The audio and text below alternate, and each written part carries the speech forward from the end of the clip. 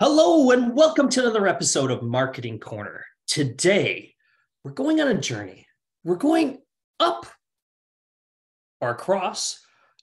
People always say up or down. I think we're going across. We're going into the interior BC. We're going all the way across to a beautiful place. You haven't been there before, Kamloops, British Columbia. You have to. I'm a mountain biker, love it. You have to go there. Mountain biking, wineries, lakes. Lots and lots of fun. It is a beautiful place to be and a beautiful place to visit. But we're going there because we've got someone very special here. We're going to talk about, but with is Sally Martin. Now, Sally Martin is the founder of a company called Valid Dreams Foundation. What is Valid Dreams Foundation? Well, we need to ask Sally. What is Valid Dreams Foundation? Tell us a little bit about yourself, Sally, and why Valid Dreams Foundation. What are you trying to achieve? So Valid Dreams Foundation is a nonprofit that incorporated in 2022. And it started as a small organization, definitely just to bring community together.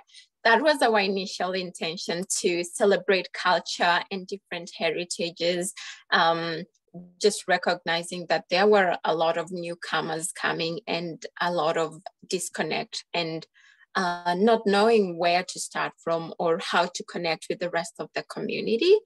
And also, in addition to that, what for me was really inspiring was how could we bridge the gap, the social disconnect, the social gaps that, we continue to see emanate in society, whether it is professionally in the healthcare industry or accessibility to healthcare services and just different levels and institutions in our community. And so we started that just with the Black history, celebrating cultures, having cultural events that people could come and interact with people and connect. I think one of the culture shocks for me was how could people be so busy that they forgot to connect with one another? And I could, there's so much economical richness in North America, but this huge social poverty, so to speak. And I think a lot of people were really struggling, and the height of the pandemic didn't make things any better. And I just was really compelled. And given where I had been personally a couple of years ago, just probably at the height of the pandemic as well, that sent me down to a really dark place.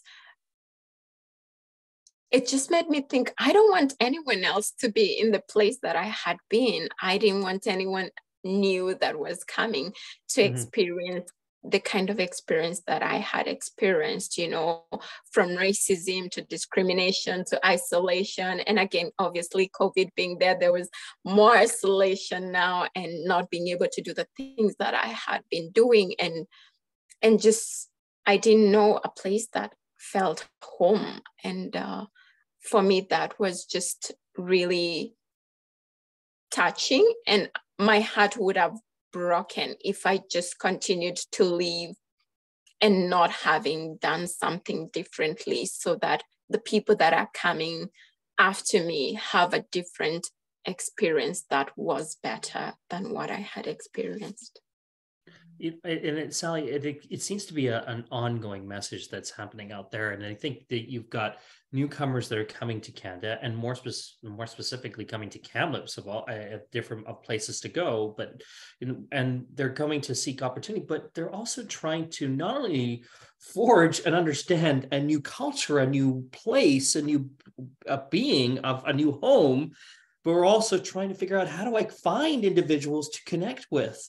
And because I've been uprooted from my home, and now I'm trying to start a new home, and how do I connect with those individuals and connect in a way that, hey, they can support me and making me help me understand how this new world works.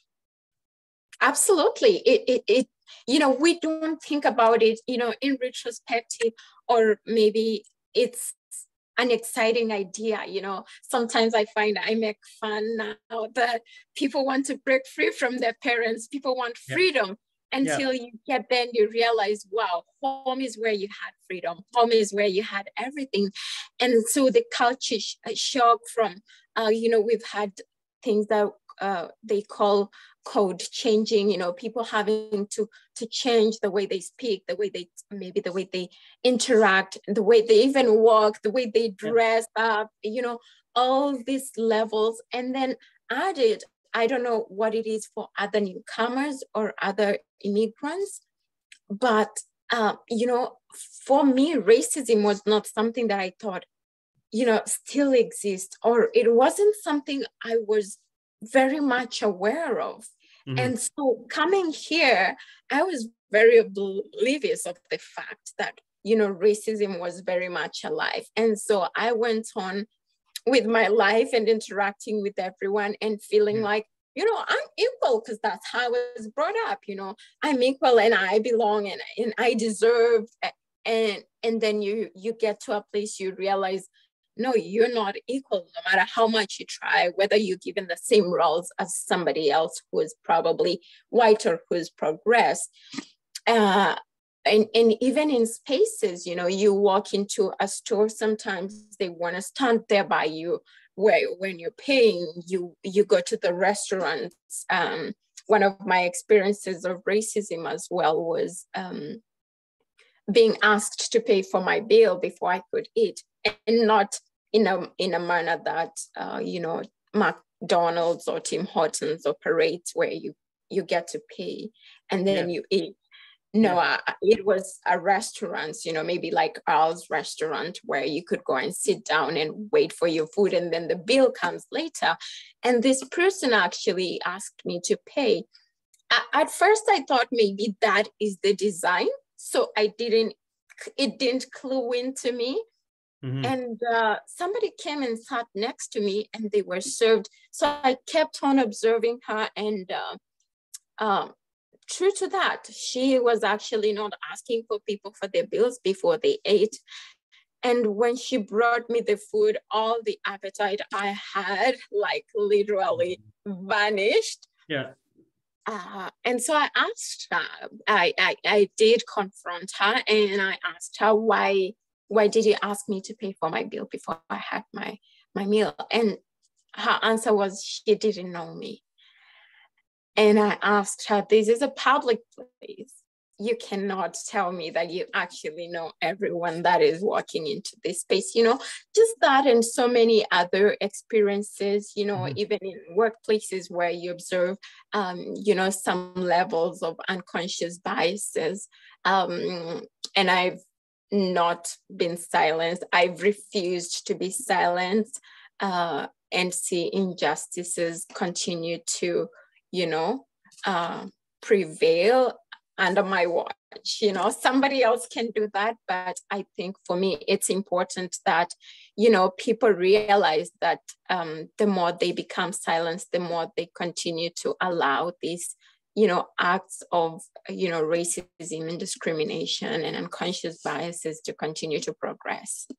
And so we started Valued Dreams with really an aim of cutting, cross-culturally and racially, and really connecting people, because I think if people are connected, there can be a different treatment, there can be a different experience of human existence or human experience with each other.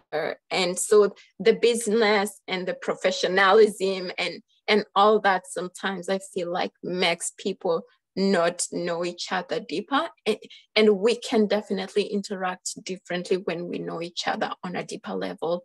When we know each other, this is how you operate, this is what you're used to, and do I have to change you?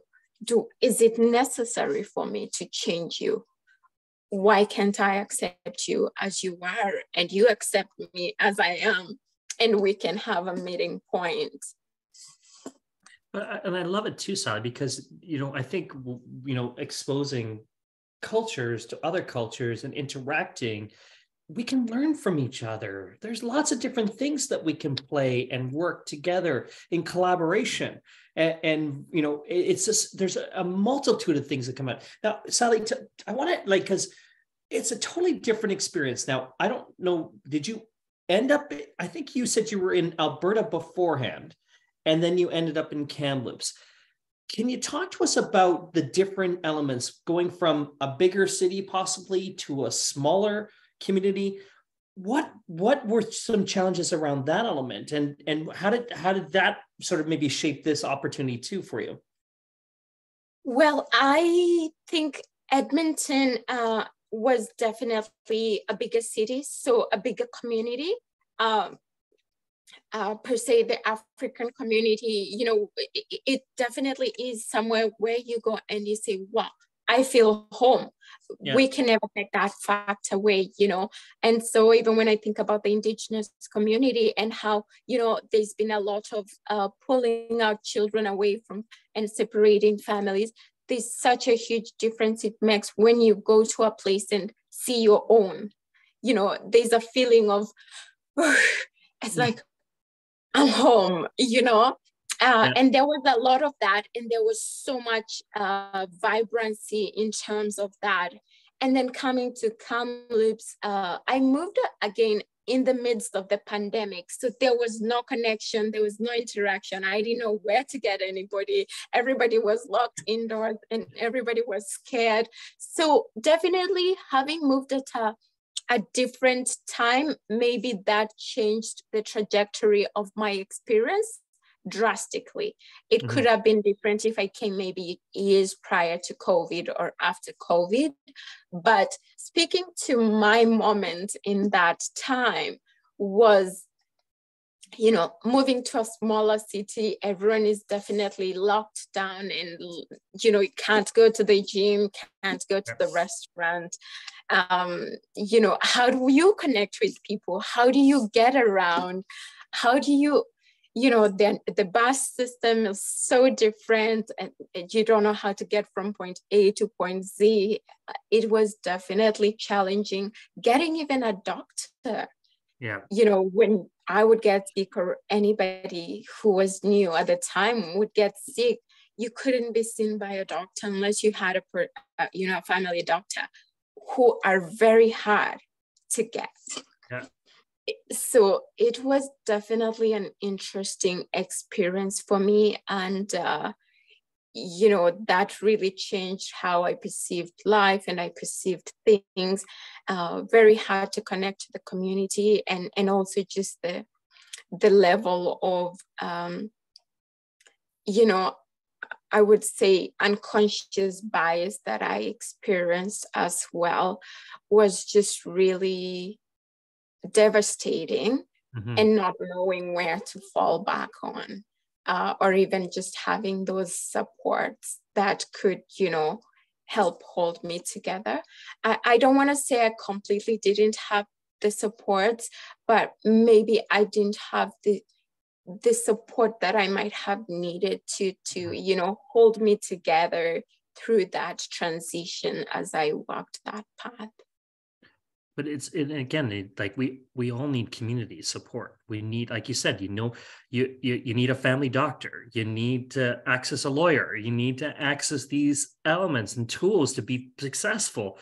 And you know, being in Canada, you have the rights to all these things, and they should come easily to anybody that wants them and desires them, and they should be accessible to everybody. But as you said, there's some biases that have kind of been faced around this element. So how do we change the story? How do we actually start educating individuals? And I love what you're trying to achieve. And I want to talk more about Valid Dreams in a minute here, but how do we get them to change these things and adopt to change to newcomers that are coming to the market?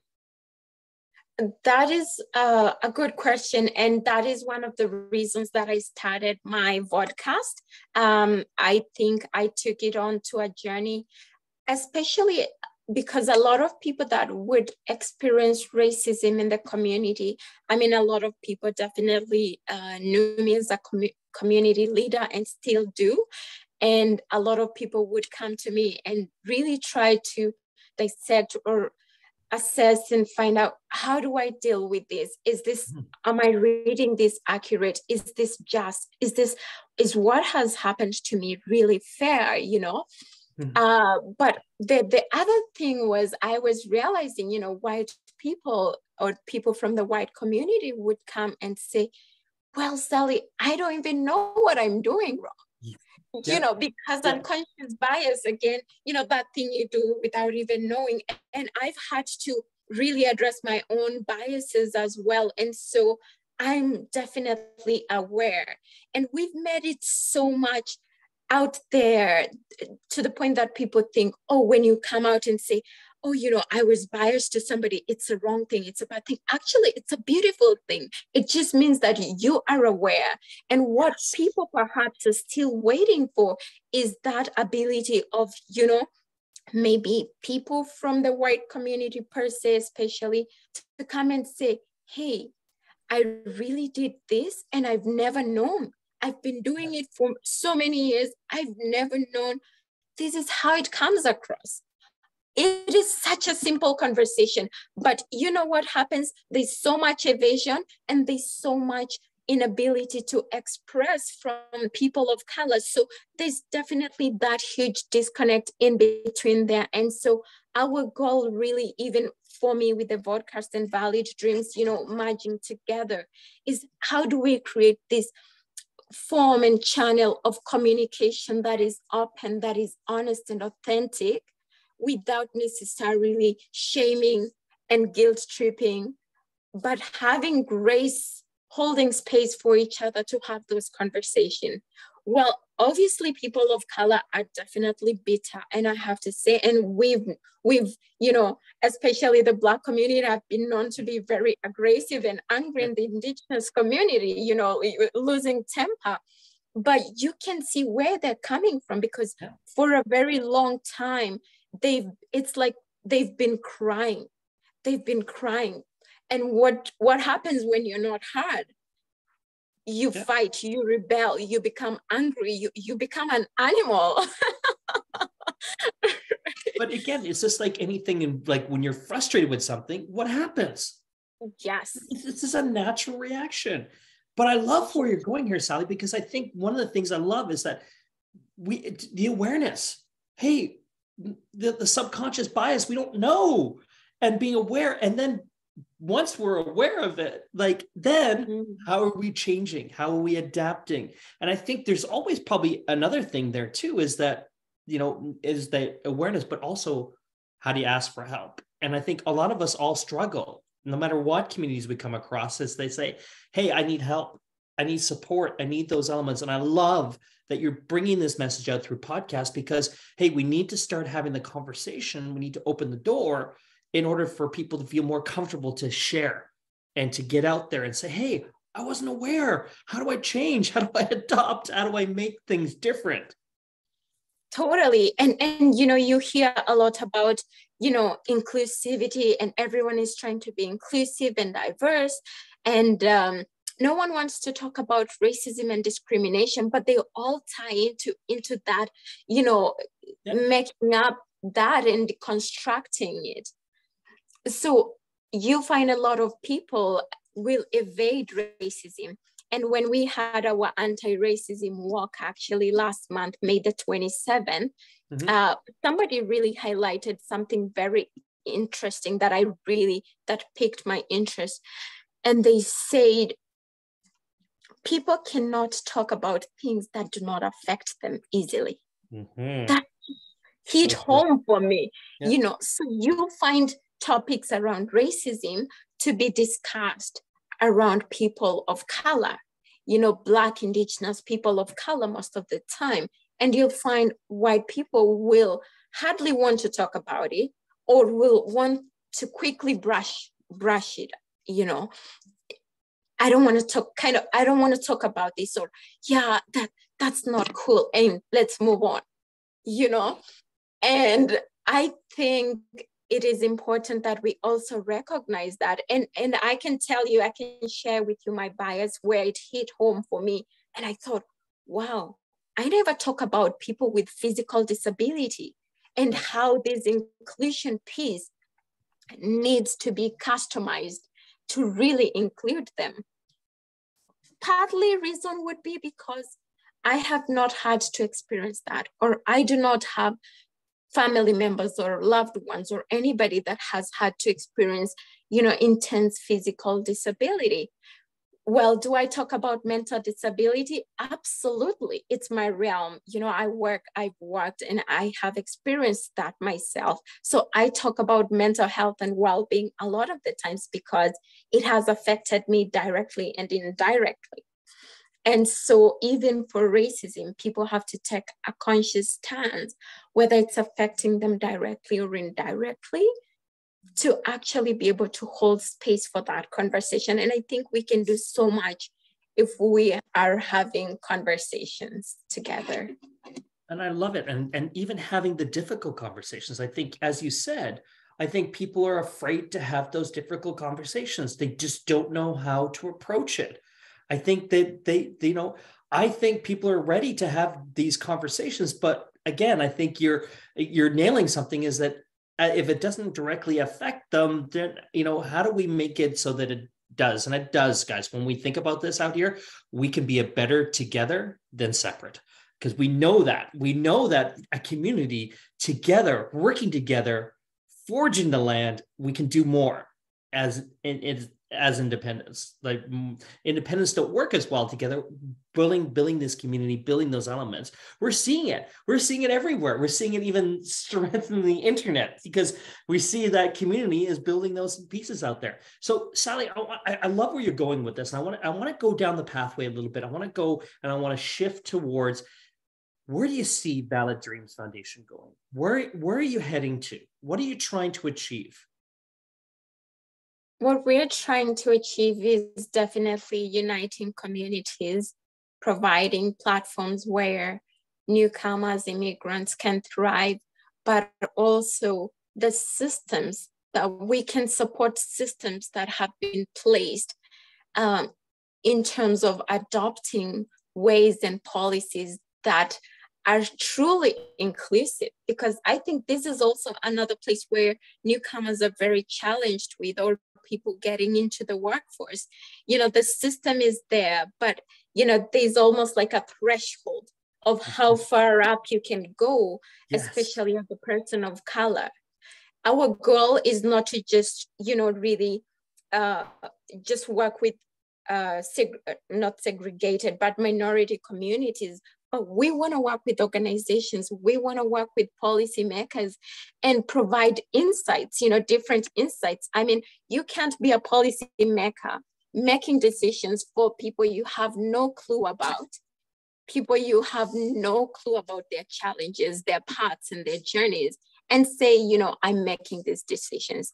There has to be different voices in those tables. But what do we see in most boardrooms that are actually made up of maybe diversity, equity, and inclusion communities, committees? Most of them are white oriented, or most of them are definitely people who are very westernized, or how do we provide different insights and lenses and invite that into the spaces and allow that discomfort of like, okay, we have someone different, but let's be open to their ideas, because it's not just one idea that is correct.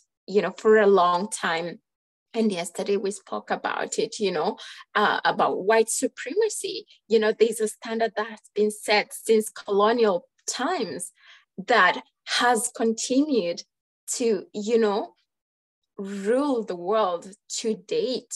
And these are the same structures that were put years and thousands of years ago. And so when other people are trying to, they call it break the glass ceiling, yep, they don't have the space to break it, because the structure is already there, and it is structured to continually benefit the people that have, always been in power, always benefited from it. So I hear you. We actually need to explode that glass ceiling. We need to explode this building. We need to break the glass, the greenhouse, whatever you want to call it. Like, things need to change. We see all the challenges out there. We're even seeing the challenges in newcomers coming even to Canada and their past experiences not being recognized, which is absolutely ridiculous.